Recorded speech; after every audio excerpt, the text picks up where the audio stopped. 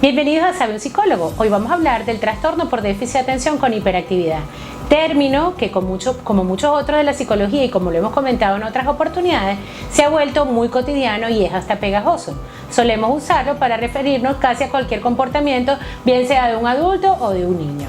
El trastorno por déficit de atención con hiperactividad es una condición del neurodesarrollo, el cual implica que el cerebro de un niño no ha alcanzado la madurez que hace falta para responder frente a determinados estímulos del medio ambiente como se espera de acuerdo a su edad cronológica. Es decir, si un niño de 3 años o de 2 años corre, brinca, salta, explora, sube, no podemos diagnosticarlo como una hiperactividad, dado que esa es la tarea muy propia de la edad cronológica.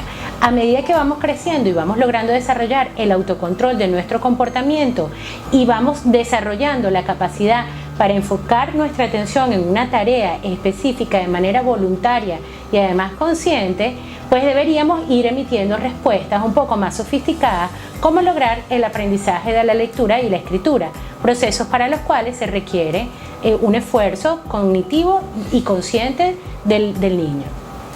¿Qué sucede? Muchas veces los papás me dicen, mi hijo tiene déficit de atención porque no ha aprendido a leer.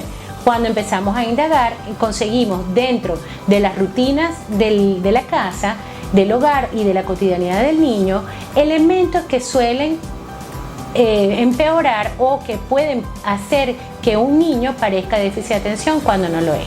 Les voy a poner un ejemplo sencillo. El cerebro de un niño hasta los 10 años debe dormir entre 9 y 10 horas. Si a usted un niño de 6 o de 7 años le pide que duerma 6 o 7 horas, con toda seguridad, cuando llegue al colegio no va a rendir académicamente lo que se espera de él. Y cuando comenzamos a revisar la historia y hacer cambios en casa, descubrimos que lo que había en lugar de una hiperactividad o de un déficit de atención son trastornos en el sueño simplemente por falta de la cantidad de horas que requiere un cerebro para ir desarrollándose. Hay otros elementos que empeoran el comportamiento del niño, como por ejemplo el abuso del azúcar.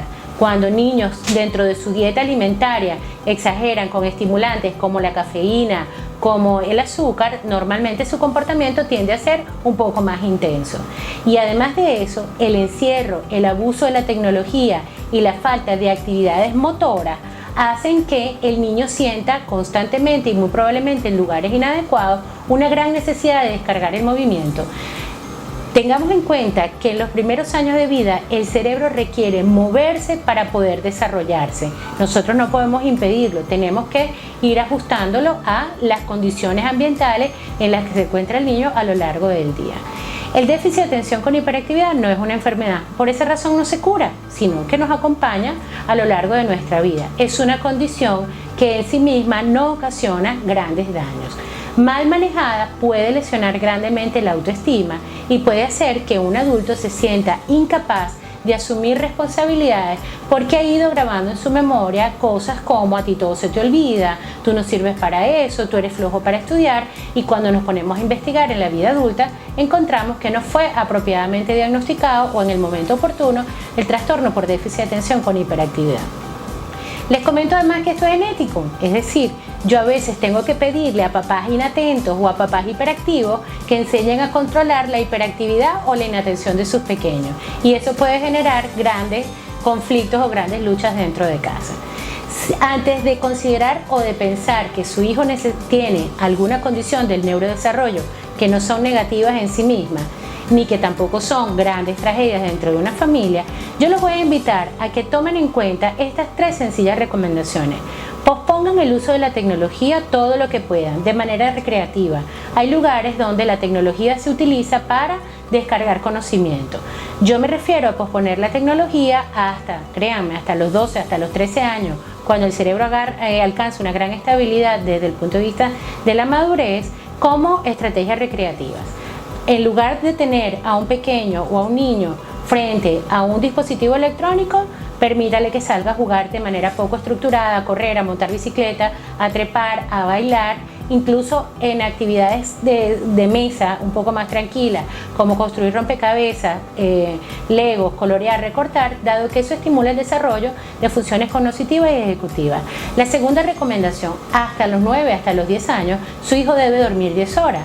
Es decir, que si para ir al colegio tiene que levantarse a las 6 de la mañana, tiene que acostarse a las 8 de la noche.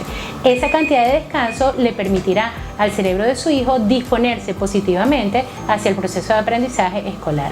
El viernes y el sábado, que son los días que no tiene que ir al colegio inmediatamente después, quizás usted pudiera ser un poco más flexible.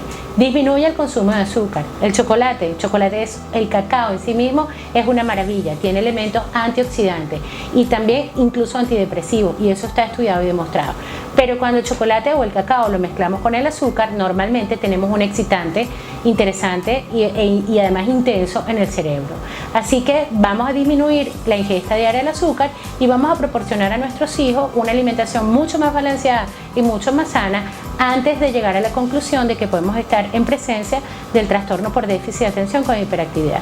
Si aún así su hijo mantiene una conducta intranquila, sin lugar a dudas, acuda con un especialista. Puede ser un neuropsicólogo o un neuropediatra, y normalmente esta referencia la obtiene a través de su pediatra de cabecera.